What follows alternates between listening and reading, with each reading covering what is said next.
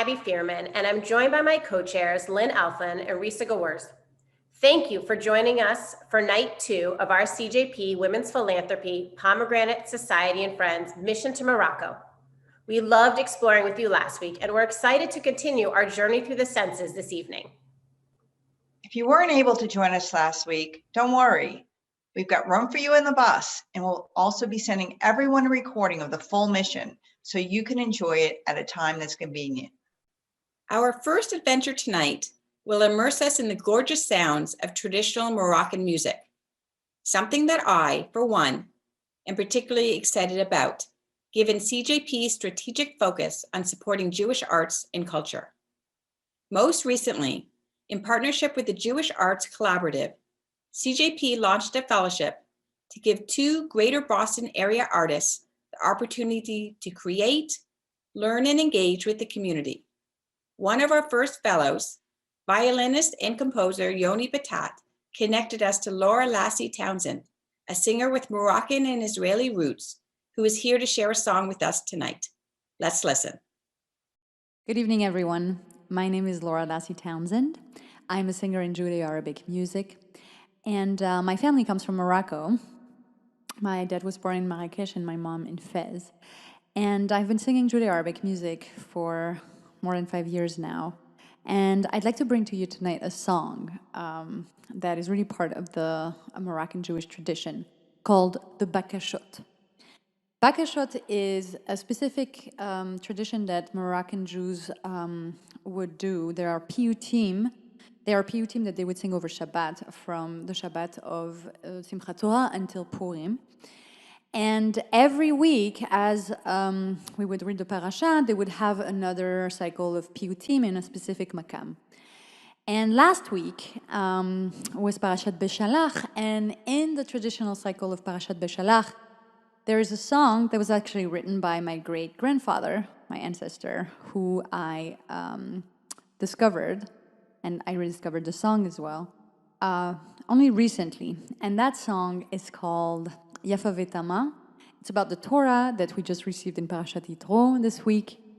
And it's about the beauty and the purity of the Torah. So I'm going to sing the song, and I'm going to offer an opening called Pticha, which is a vocal improv that sort of introduces the song. And as we go into the more rhythmic part of the music, you'll feel that we have started the song. So here we go. סיפאי חבנה ושערייך ערים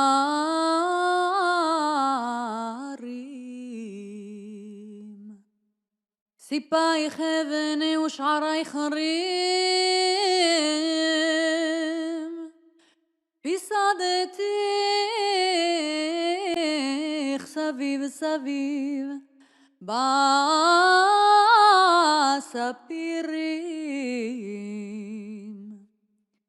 ושמתי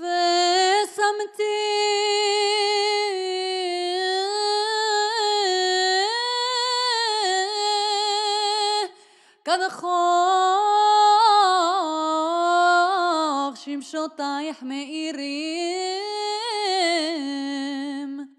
ובני היצהר על ראש גשמנים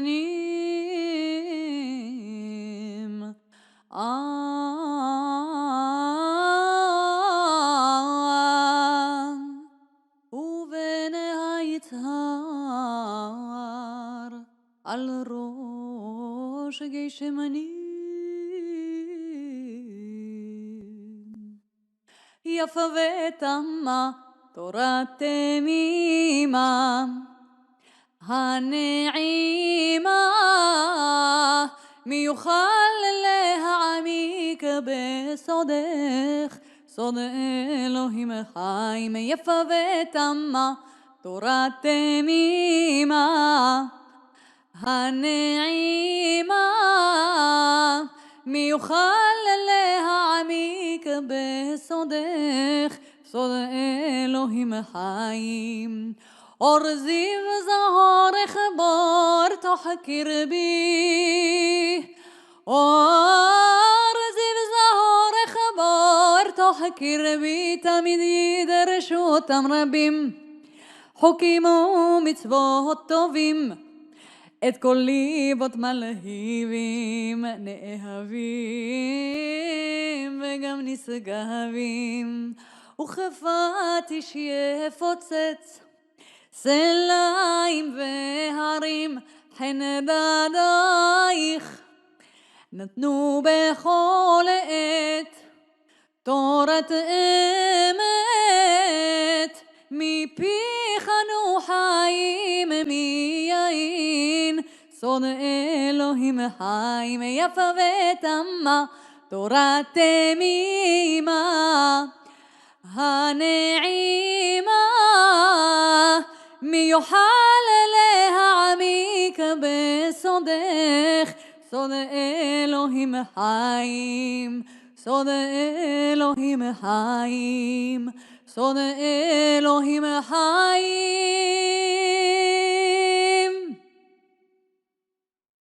Thank you. Thank you very much. Thank you, Laura. That was beautiful. Good evening, everyone. My name is Aviva Klompus, and I oversee a new department at CJP called Israel and Global Jewish Citizenship. About a year and a half ago, we brought together the Israel and international components of CJP's work under the umbrella of this new department. Why did we do that? Because we recognize and appreciate the interconnectedness of individuals and communities around the world. If this pandemic has shown us anything, it's that all of humanity is interconnected. And if we ignore problems on one side of the globe, it can ultimately be to our own detriment. My department is setting out to inspire a community of proud and engaged global Jewish citizens who are dedicated to Israel and the Jewish people. Our commitment stems both from a shared past and shared vision for secure and thriving communities in Israel and all over the world. We find strength in our diversity and in the inspiring individuals and organizations with whom we partner to repair and connect our world. One of these partners is the JDC, aptly named the Jewish People's 911. We are proud to work alongside a historic organization working day in and day out to support and take care of Jewish communities all over the world. You had the chance to hear from them the other night, and you'll get the chance to hear more this evening. As difficult and dark as the past year has been, there have also been glimmers of light. One example is the signing of the Abraham Accords, which signals the dawning of a new Middle East, one that is more peaceful and more tolerant. Most recently, Morocco became the fourth Arab-majority country to normalize ties with Israel. And now the Moroccan government has backed the signing of an agreement with the US State Department to combat anti-Semitism and anti-Zionism, the second such agreement in the Arab Middle East. You've clearly chosen the perfect time to delve more deeply into this beautiful country and its historic Jewish community. Global Jewish citizenship is about exploring the bonds that connect us. It's about seeking to understand the privileges and responsibilities that come with being engaged with the world. And it's about the ways that we live out our Jewish values and connect to other Jewish people. I'm excited for you to be on this journey and look forward to hearing your reflections. It's now my pleasure to hand it back to Risa. Thank you, Aviva. We are now arriving at our first stop, so get ready to hop off the bus so we can explore Essaouira and the surrounding area. In your pre-departure package, you will find a sample of argan oil. This plant oil is produced from the kernels of the argan tree and is unique to this part of the world. In Morocco, argan oil is used for a variety of purposes, including cosmetic. Let's learn more.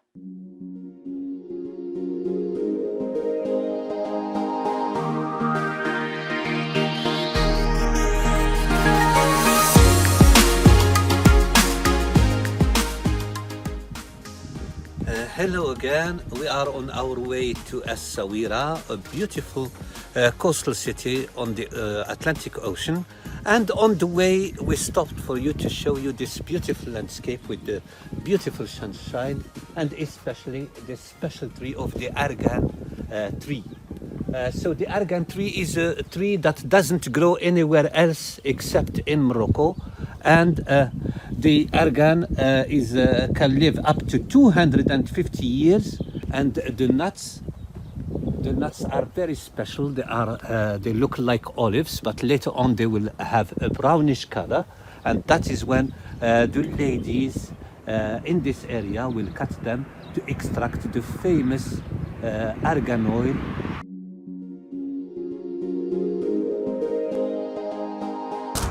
Welcome of TGP Women's in our cooperative of argan oil in Morocco.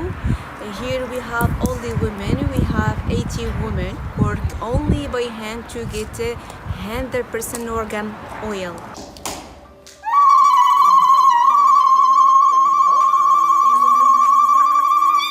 So this is Berber welcome. The Berber women say you welcome in our cooperative. We have many steps to make argan oil. The first step here. So we peel the fruit to get the nut inside, like that. So we get the nut from the shell.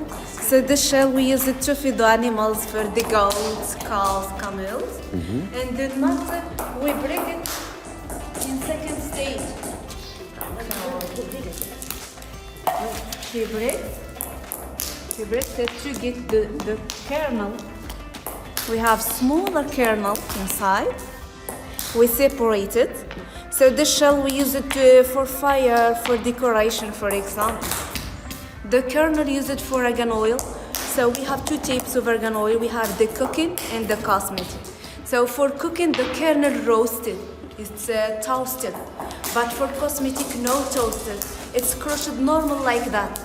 So argan oil that for eating, that's good for cholesterol, diabetes, or hypertension, and we use it for dressing salads, so spaghetti, for every food. Okay. So the cosmetic oil that's good for skin. Is good for problem of skin like eczema, psoriasis, for sensitive skin, and good for problem of hair like dandruff or damaged hair, losing hair. And in our cooperative, we use it to make the cosmetic product like creams, like body lotion, shampoo, mask, etc.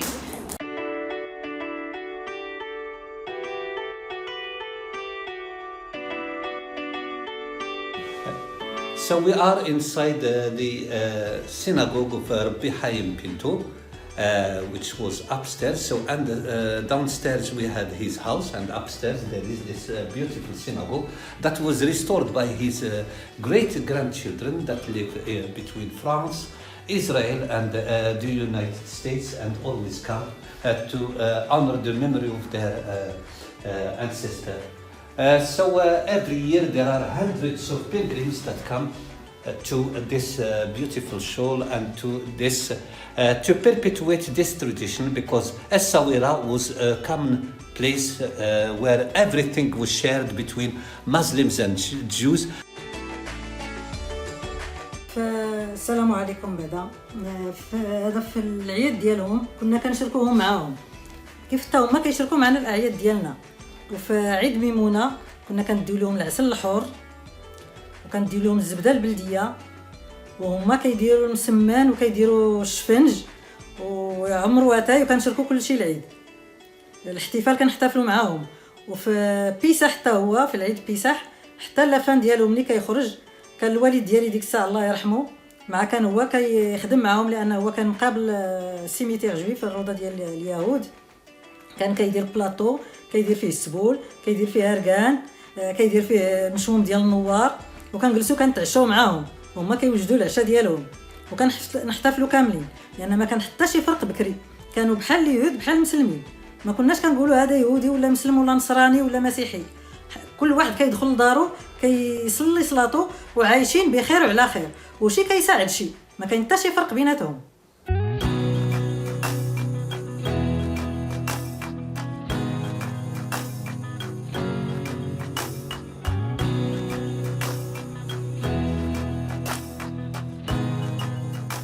So we are in the house and synagogue of the Atiyas family that goes back to the 19th century. A very beautiful house in the style of the Jewish style of Essaouira. And this was one of the 40 synagogues that existed in the city. So one of the strongest associations in Essaouira that is presided by the King's Councillor, Mr. Andri Azulai, took the care of restoring this house and the synagogue of the Atiyas and making it into a special museum known as Beit ad-Dakira, the House of Memory, to commemorate all this long history of shared living between Muslims and Jews that you see here with the Quran and the Torah, when the Jews and Muslims of Essaouira shared everything. So that is the meaning of this beautiful museum that tries to trace back the presence of the Jews in Essaouira, and that got the honor of being inaugurated by the king in person.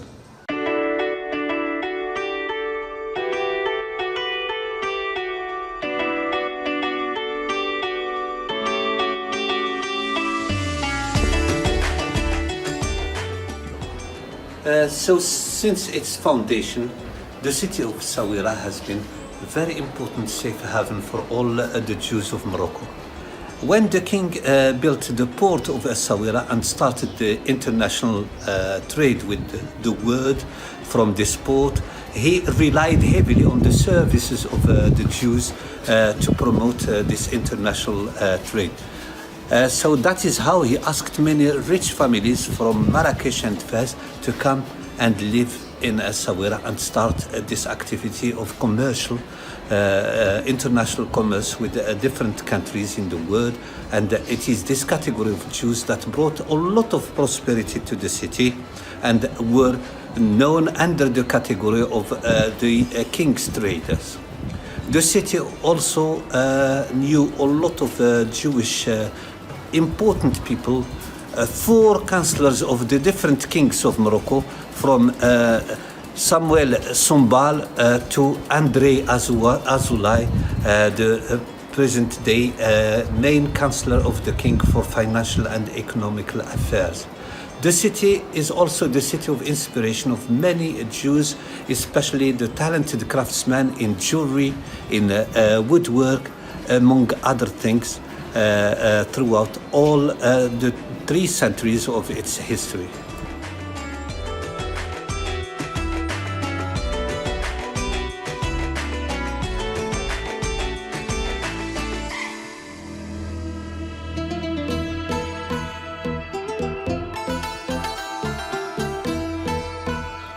So this morning we decided to bring you to this beautiful village of Tafza, one of 29 villages that were mixed villages between Muslims and Jews.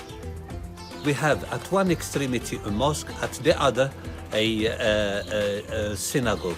And the 2 communities lived side by side, and there was no competition, to the extent that always in such villages we always find one single butcher, and it is automatically a Jew, because a Jewish butcher can sell the kosher food, the kosher meat to Muslims. As whatever is kosher is automatically halal, but the opposite is not true. So that is why most of the time the butcher has to be a Jew. Is Omar, our host, who has been an apprentice as a young man with the last Jewish butcher in the village. Mr. Omar, as you can see, has the ground level reserved to his animals. So this is the traditional kitchen, as you can see, with the 2 ovens. One oven for the regular bread, and the other oven for cooking the couscous and other meals. And this plate that you see here, this is where they would prepare the special bread that the Berbers, both Jews, Jewish and Muslims, used to love, which is the pita bread. So this is the special pot or plate with pottery that is made for that purpose. This is the heart of the Atlas Mountains, as you can see, with these beautiful forests of pine trees, and behind them you see the high summits, and the highest peak is 4,167 meters high, almost 14,000 feet.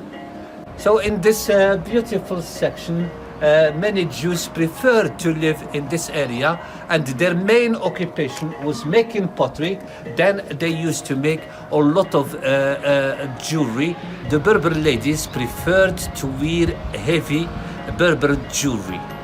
And it is always, they preferred not to wear the gold, but mainly silver. So, and their pieces of silver jewelry were very heavy, and they were made predominantly by a Jewish silversmith. So that is how these talented craftsmen used to work in these villages and then go to sell their product in Marrakesh. زرمتها مزيرداد ان شاء الله نفلا غير في ربي الوبايات نورث لحياتنا الطبيعيه والله ينزل سيدنا. So in the heart of the Atlas Mountains, we are inside this beautiful mausoleum of one of the most Kabbalistic rabbis, venerated Kabbalistic rabbi in Morocco, Rabbi Shlomo Belhanj. Let's discover. So this is his tomb. He lived during the end of the 18th century, beginning of the 19th century, and according to many stories, he was a rabbi, a missionary rabbi that used to come from the Holy Land to collect funds for the yeshivas of Jerusalem and Sfad. He died, and when his mule stumbled, so he fell down. The mule went back to the village, and then people started to search for his corpse. And it took them 2 days, and this is how they found him surrounded by hundreds of snakes. That is why they called him Shlomo Belhanj, the man of the snakes. That was one of his miracles. And even after his death, people talk about hundreds of miracles that he accomplished, especially people looking desperately for to have children, and people with bad sicknesses and illnesses. So this is the most incredible thing that you might imagine. This is a synagogue, a brand new synagogue that was built here in the middle of the Atlas Mountains, where no Jews live since the death of Hananiah al-Fassi in 2013, but still the Jews felt the need to build a beautiful synagogue here in this area for the people to do their prayer, because there are hundreds of pilgrims that come from all over the world to visit this great rabbi. As you can see, this was inaugurated only on July 2020. And they built it on this special section, especially for the guests of the rabbi when they are from the Kohanim, so that they can pray far away from the tomb of Rabbi Shlomo Belhanj. So this is the last synagogue that was built in Morocco.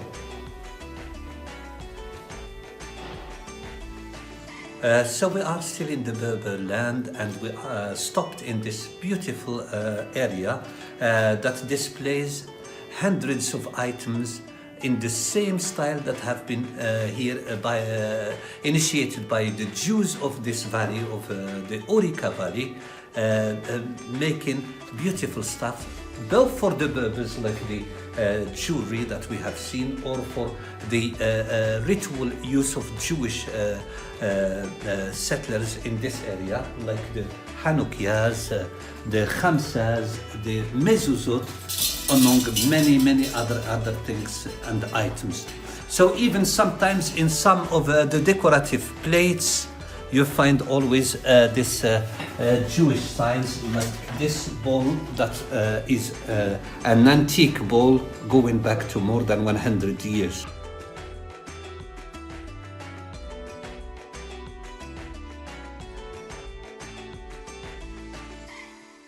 What an incredible and interesting way of life. Our journey continues now with something that I especially love learning about: coexistence among Jewish and Muslim communities.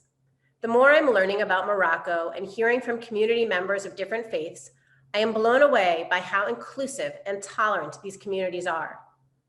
I had the opportunity to meet with Jewish and Muslim students and alumni from the Maimonides Jewish Day School in Casablanca. They too had some wonderful lessons for us regarding coexistence and tolerance, and they all have such pride in their Moroccan roots. I hope you enjoy learning from them as much as I did. This evening, we are very lucky to have 2 students and 2 alumni from the Maimonides Jewish Day School in Casablanca joining us. Can someone tell us a little bit about the school? What grade does it start in, and also how you or your family chose to send you to that school? Morocco, we have the French system, so it's like 5th grade, I think. Start in like 5th grade, and it ends when you graduate, like at the end of your scholarity, and that's it. But you can go to the primary school, which is Narcisse Leven, and is also a Jewish school. So I decided to go to Maimonides to open my mind and to meet other peoples and like melting pot. That's why I choose to go Maimonides for studies, economic studies. I think that Maimonides School and Narcisse Leven, all the Jewish schools we went to, when we were kids, we just looked at it as a school and we hated to go to school. But then now I'm an alumni. It's been 4 years that I graduated, and I'm so grateful that my parents put me in this school. Would you say that in the school, when you get to be teens, that your peer groups, so your group of friends, are mostly mixed, or do you feel that more of the Jewish students spend time together and the Muslim students spend time together? Personally, I've been friends with just like, I don't really care if you're Muslim, Jewish, or anything. So I'm gonna be your friend because you're kind and you're good to live with. So I wouldn't really care about it. But let's say when we're at school, just Jewish and Muslim are mixed, because it just makes strength, because just more cultures, and it's great, I think. Let's say some people are having Jewish roots, so they prefer to go to Jewish schools, but in my case, I'm 100% Muslim. But I think it's way better just going to just another normal school, let's say, because it makes me just more tolerant, let's say, with most of the people. It makes me just open-minded, and I shouldn't have to care if you're Muslim, Christian, or just Jewish. It's very specifically in Morocco, because I'm in France, in university where there is a lot of students. And last week, my friends told me that, oh my gosh, you're Jews? And I said yes. And she told me it's the first time I met a Jew. She's a Muslim with the, comment on dit un turban? With a turban. We are friends just in school, and she told me I'm Moroccan. My fathers are Moroccan. My mom is Moroccan, and she told me it's the first time I have a friends Jews. Do you feel? clearly at Maimonides, that culture of Jews and Muslims being united and being one is so incredible. Do you feel that in also the towns and the cities that you grew up in, or do you feel like that's very unique to your school? I mean, the school is pretty unique because it's like the only school where Jews and Muslims can study together. But I think that Morocco has a history with Jews and Muslims. They've been brothers for like long times, for 100 years. And there's something in the history of Morocco that makes the Moroccan people very open-minded and very close to each other, no matter the religion. So my father grew up with like Jewish cousins and Muslim cousins, and he had two sides of his family, and that's why he wanted me to go to a Jewish system. Like he wanted me to embrace that part of my heritage, and he wanted me to see like how Muslims and Jewish really are really friends. Like they're brothers. Like in religion, we're all brothers. So. There's no point in making difference between Jewish or Muslim, like they're all the same.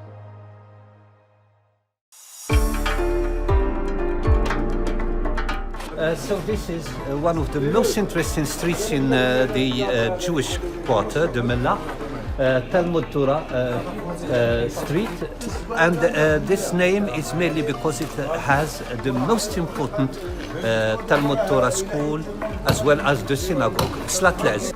So we are inside the Slat Le'ez synagogue, the oldest synagogue in town that was built during the 16th century, mainly by the Jews that left Spain, the Sephardic Jews that were forced to leave Spain during the end of the 15th century and beginning of the 16th century.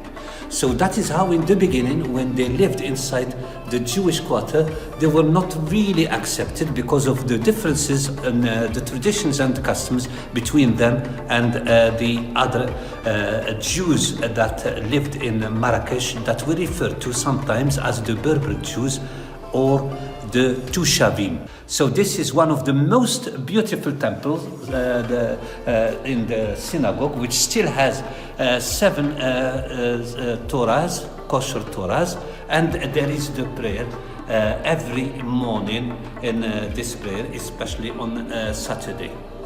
So you see the Teba and the Azara on the top. That is where the ladies would pray, because most of the Moroccan Jews are still traditional, as we call them, traditional Orthodox Jews. So there is the separation. The women never pray side by side with men. One of the most interesting Talmud Torah schools in Morocco. During its peak, it used to have, according to a certain number of historians, up to 400 pupils studying in this school. So in the 1960s and 70s, due to the immigration, the number of the pupils decreased, and that is how the community decided to close it.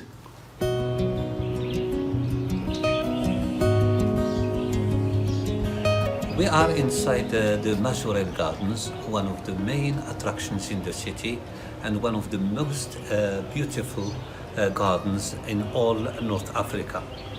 It is marked by its diversity. It contains plants and trees from all the 5 continents. This garden was planted by a great French painter, Jacques Majorel.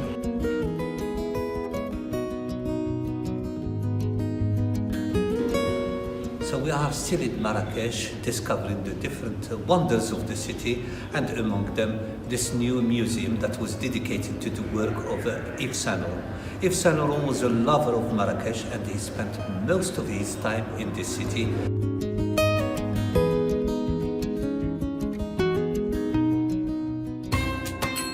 Just for the pleasure of all our senses, let us get lost inside the Medina, and that's the beauty of it. The hidden treasures, really, like Marrakesh doesn't show you everything from the outside. You've got to come deep, and I'm inviting you ladies, please join me. We're going to go round the tiny little alleyways and find out a great deal about this Medina. When we say Medina, we mean the old part of the town.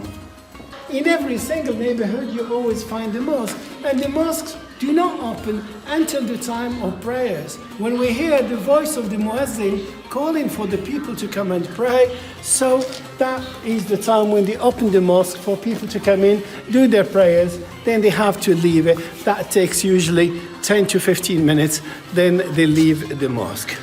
Coming through the tunnel, then you come to the open sky, Marrakesh. That blue sky. Marrakesh is also a place of pilgrimage. And this is something that we share with our Jewish community, is that we have a lot of holy men buried in Marrakesh.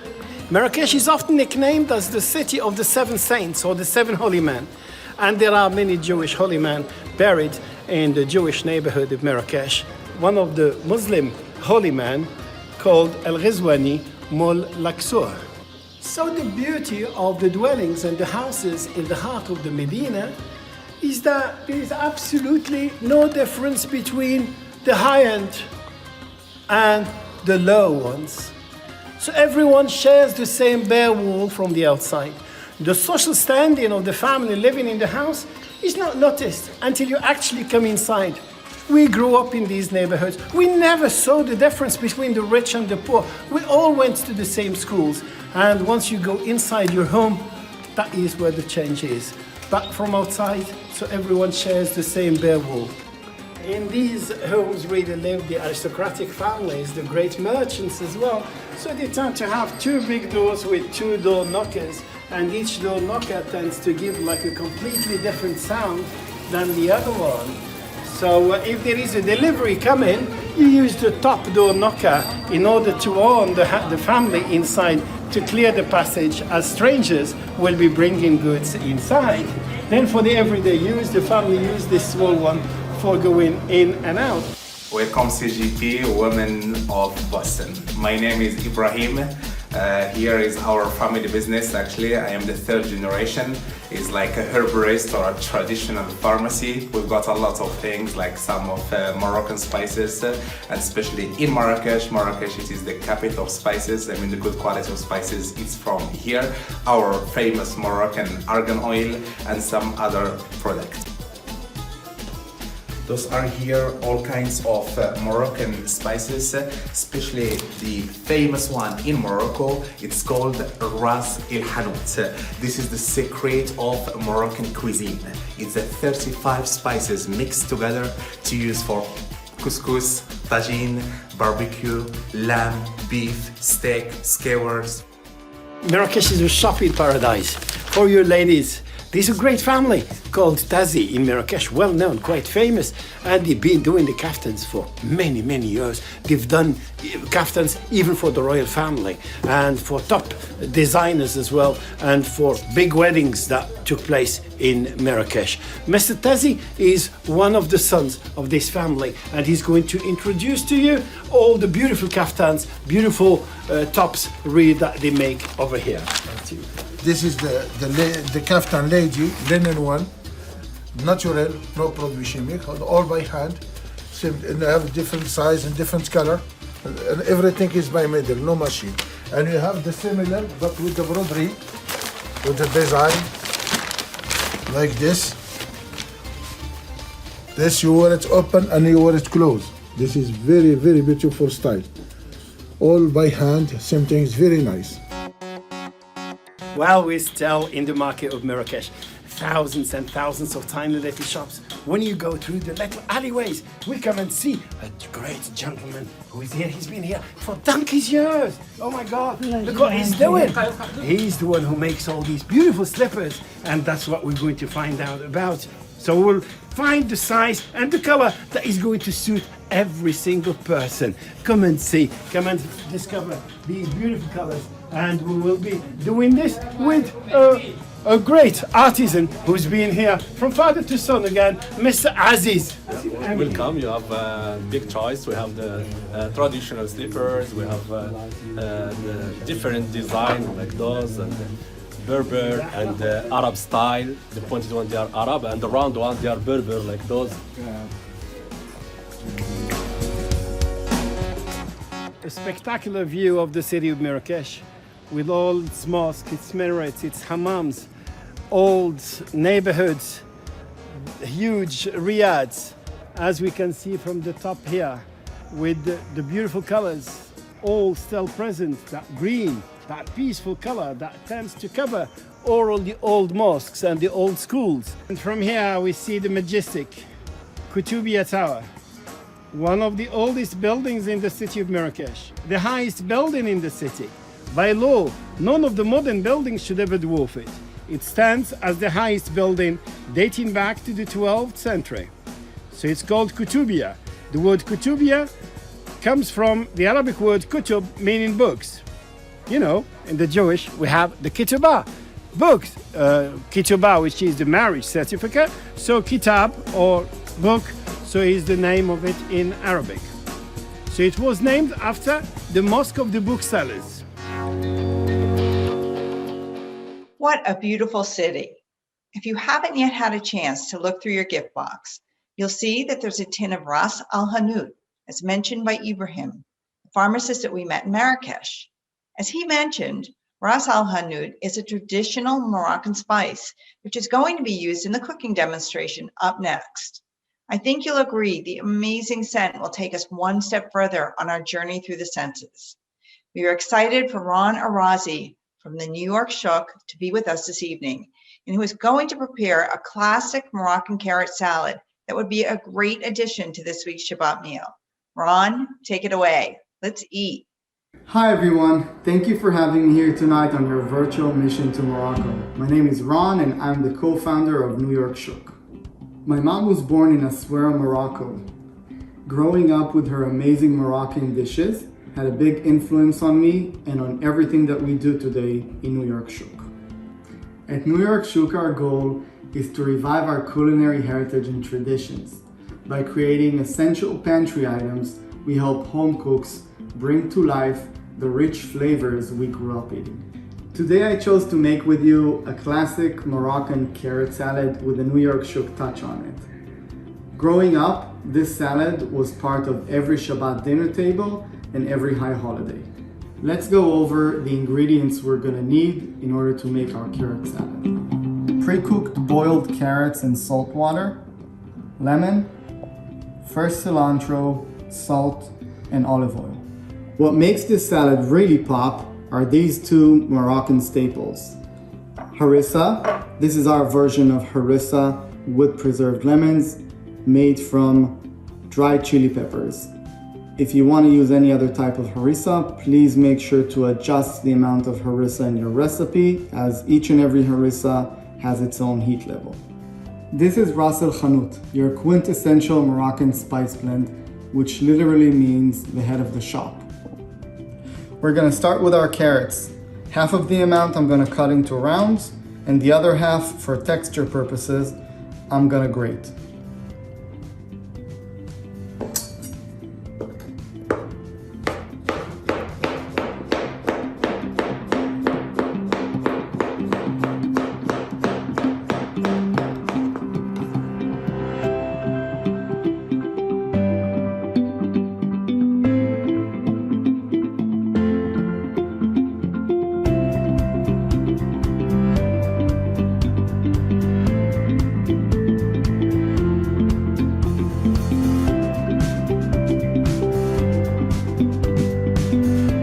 Chop now half a bunch of cilantro.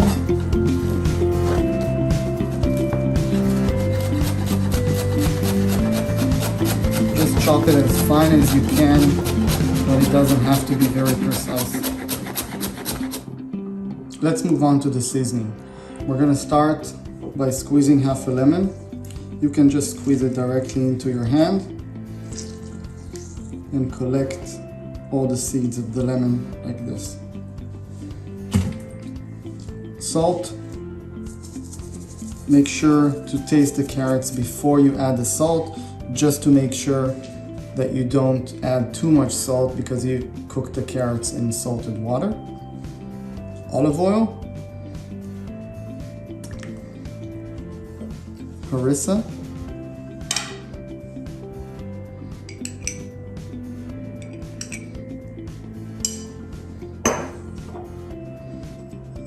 And Ras Al Hanout, a small teaspoon would be sufficient.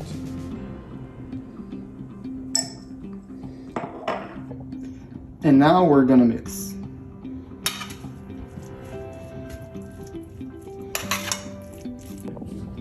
Now we're ready to plate the salad.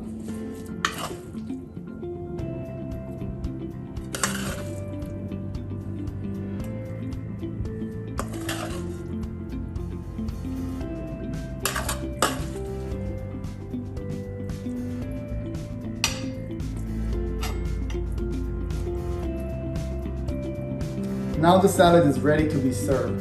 Thank you for having me here today with you. I really enjoyed it. Hope you enjoyed it too. Bye. Thank you, Ron, for sharing your story and for being with us tonight. Take one last look inside your gift box and pull out the welcome card with the beautiful lantern printed on the back side. We would like for you all to take this moment to write your wish for the coming year inside the lantern. When you're done, we'd love for you to inspire your travel companions by holding your lantern up to the camera. Make sure to change your Zoom setting to gallery view so that you can see everyone's messages. If you'd like to share your wish in the chat box, please feel free to do so now. My wish for the coming year is a year of meaning, purpose, and growth in health, and all of this with joy, laughter, and fun.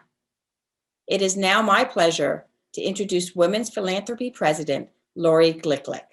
I love the warmth of all of your lantern wishes. They symbolize a sense of positivity and hope, and how collectively we as Women's Philanthropy can brighten the world together. Tonight's virtual Morocco mission is truly a sensational experience. The sound of the music, the sights of the city, and smells of the spices feel so real that they bring me back 2 years ago to a very special time when I traveled to Morocco with my family.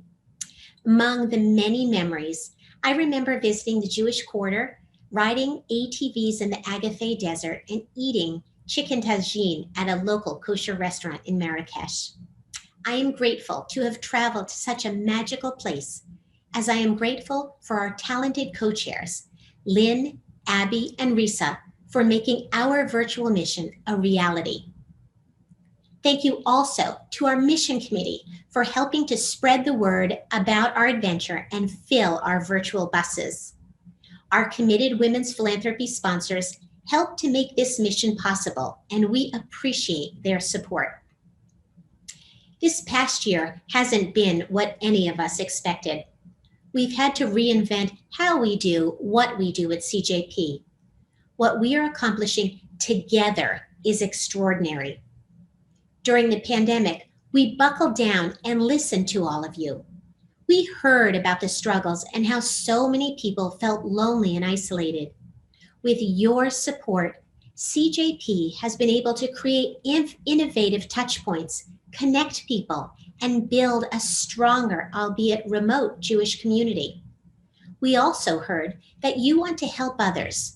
Through Women's Philanthropy, so many of you reached out to one another and to our community at large.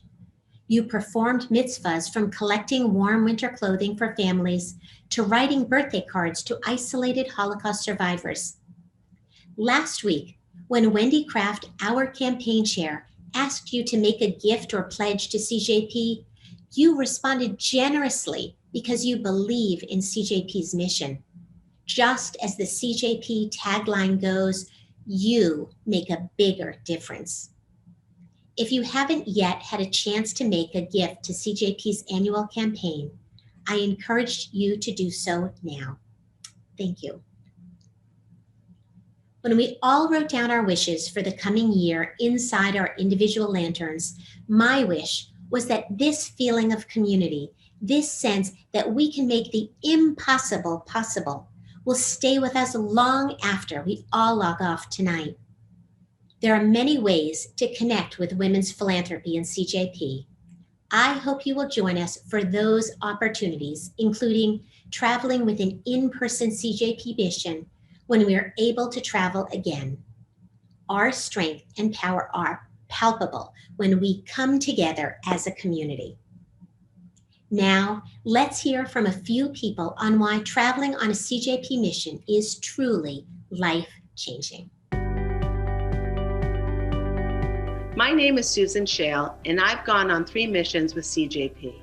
My first was in 2013 to Israel, and subsequently to Prague and Budapest, and lastly to Spain. Through the CJP lens, we are given the opportunity to view our Jewish past, present, and future possibilities in the places we visit. To pray at the shul in Budapest on a Friday night with people from around the world and sing the Shema in our unifying language of Hebrew is truly amazing. Or to go to a Moshe house like the one in Barcelona and meet the young adults so vibrant and enthusiastic about their Jewish heritage is amazing. Witnessing firsthand the far-reaching impact that our philanthropy has on Jews everywhere is truly inspirational. Hi, my name is Ann Selby, and several years ago, I had an opportunity to travel to Israel on a women's mission with CJP. There were 18 women from both the North Shore where I live and throughout Greater Boston, and several wonderful CJP staff. It was educational, informational, and it was really spiritual also. We had the opportunity to see so many places where CJP has made a difference in the lives of people from Israel.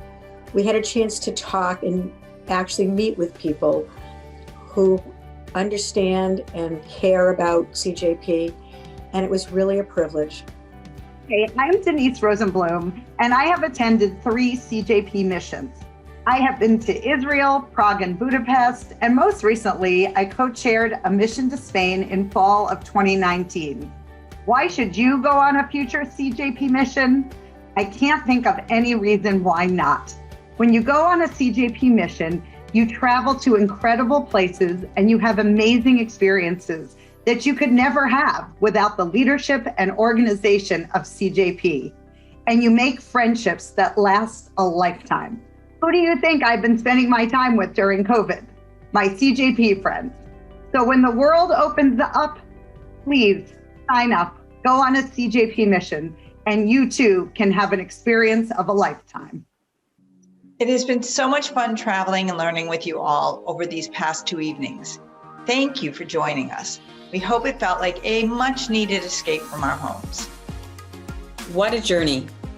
We've experienced the sights, the sounds, the taste, and the sense of Morocco. But most of all, we've experienced how good it feels to be together in community. Like Lori mentioned, we hope you'll all join us for an in-person mission when travel is possible again. We are grateful for your continued support of the Jewish community and encourage you to keep attending our virtual events. There is still so much more to come from CJP and Women's Philanthropy, so keep an eye on your inboxes. Good night, everyone.